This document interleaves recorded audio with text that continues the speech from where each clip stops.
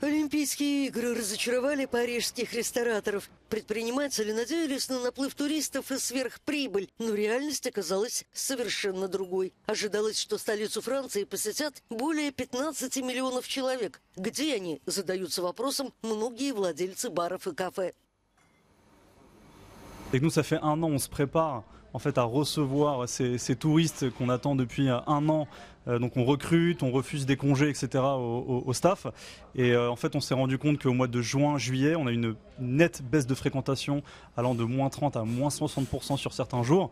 Mais on va dire que depuis le début des épreuves, on a quand même une légère hausse comparée aux saisons précédentes qui permettent quand même de lisser un petit peu cette activité.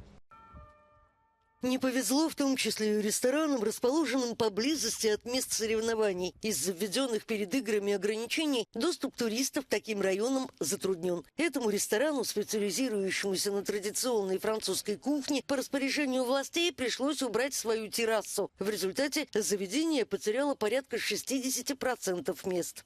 Ça désencourage beaucoup de personnes et c'est donc une perte de fréquentation.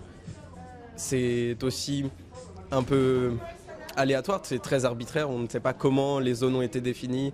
La différence de terrasse se joue à un trottoir, en face il la possède encore, nous on ne l'a plus. Чтобы компенсировать убытки, ресторан взвинтил цены на 30%. Впрочем, жалуются не все. В соседнем кафе, по словам владельца, дела идут неплохо.